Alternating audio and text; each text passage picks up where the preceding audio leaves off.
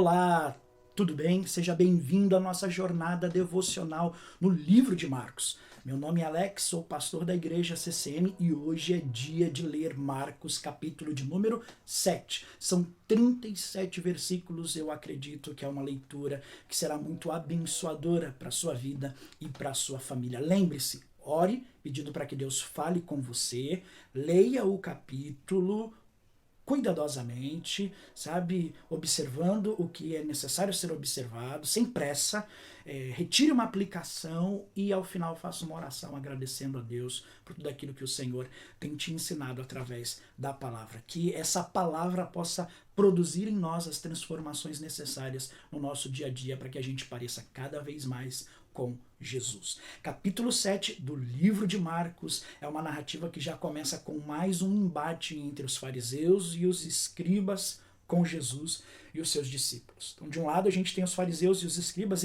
escandalizados porque Jesus e os seus discípulos estão comendo sem antes lavar as mãos, ou seja, eles estão desrespeitando a tradição dos anciãos. E os fariseus e os escribas usam isso que está acontecendo como uma forma de acusação contra Jesus e os seus discípulos, tendo em vista desacreditar o ministério de Jesus diante da multidão. É como se os fariseus e os escribas dissessem o seguinte: olha, vocês estão aí ouvindo os ensinos deste homem, mas ele não respeita a tradição dos anciãos. E aí Jesus olha para os fariseus e para os escribas e diz o seguinte: vocês são hipócritas, vocês estão me acusando de não respeitar a tradição dos anciãos, mas vocês desobedecem à lei de Moisés. Uma coisa era a lei de Moisés, os mandamentos de Deus. Outra coisa eram as tradições dos anciãos. Muitas dessas tradições eram boas, mas elas não eram inspiradas, elas não haviam, vindo da parte de Deus. Eram tradições humanas. Então, o que era pior?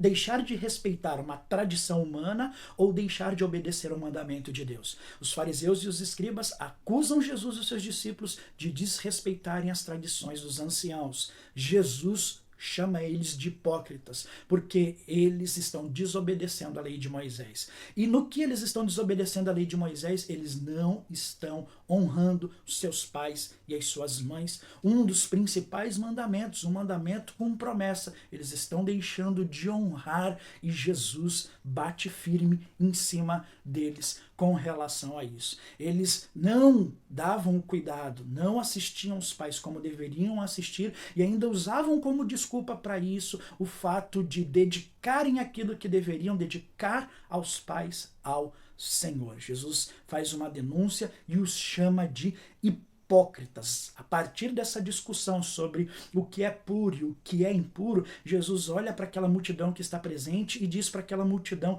que o que contamina o homem não é o que entra, mas o que contamina o homem é o que sai. Na narrativa de Marcos, Jesus joga essa bomba no meio da multidão e se retira com seus discípulos. Os discípulos não entendem o que Jesus quis dizer, que dirá a multidão. Só que como os discípulos estão próximos de Jesus, eles vão lá e perguntam para Jesus: explica-nos melhor. Jesus, talvez aceso pelo embate com os fariseus e escribas, na narrativa que Marcos faz, dá a entender que ele olha para os discípulos um pouco bravo e diz assim: vocês também não compreenderam? E aí ele explica com mais detalhes para os discípulos o que ele quis dizer para a multidão. E quando ele vai explicar para os discípulos, ele fala o seguinte: olha, o que contamina o homem é o que procede do seu interior, é o que vem do seu coração. É importante você entender que quando Jesus fala do coração como fonte de maus pensamentos, Jesus não tem ideia em um músculo. O coração, na narrativa bíblica, diz respeito ao centro da existência humana. Envolve vontade, envolve mente, envolve os seus desejos. É como dizia João Calvino: o coração do homem é uma fábrica de ídolos. Então o que contamina o homem não é a comida, não é a bebida, mas são seus maus desejos, que provém do centro da sua existência caída e alienada no que diz respeito à vontade de Deus, né? Todos pecaram e destituídos foram da glória de Deus. Depois de toda essa discussão que Marcos narra a respeito de impureza, do que contamina e do que não contamina, Jesus se retira para uma região chamada Tiro e Sidom e ele começa a pregar depois que sai de Tiro por Sidom na região de Decápolis. Lembra de Decápolis? Já falamos sobre ela aqui também na nossa jornada devocional em Marcos. É interessante essa narrativa que Marcos faz do ministério de Jesus em Tiro, Sidom e Decápolis. Por quê? Porque Marcos está contando um momento do ministério de Jesus para além das fronteiras de Israel. É isso mesmo. Jesus está em território majoritariamente gentio, helenista, e 2 milagres Marcos narra que Jesus realiza nesse território estrangeiro no final do capítulo 7. Um deles, a cura de um mudo surdo, ou de um surdo mudo. Jesus separa aquele homem da multidão, coloca o dedo nos seus ouvidos, coloca saliva na sua língua, suspira fundo e diz efatá, aquele homem milagrosamente é curado.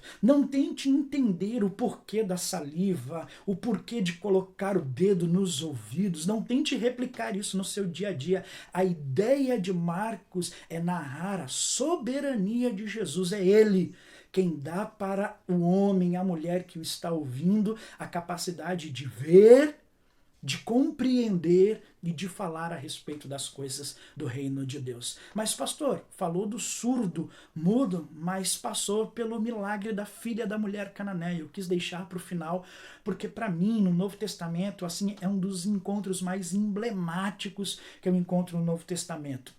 O diálogo de Jesus com a mulher cananeia, com a mulher sirofenícia, é algo assim que me deixa maravilhado. Aquela mulher se ajoelha diante de Jesus, a filha dela tem um problema muito grave, ela está endemoniada em casa e ela precisa que Jesus realize um milagre na vida dela, mas ela é uma mulher estrangeira.